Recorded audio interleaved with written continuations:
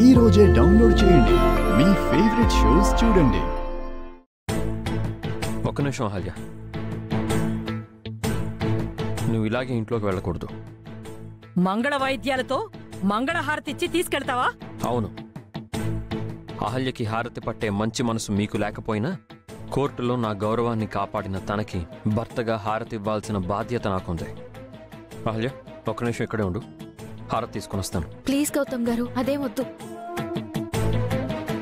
అలా వద్దు అనకూడదమ్మా. హారతి తీసుకునే అర్హత నీకుంది.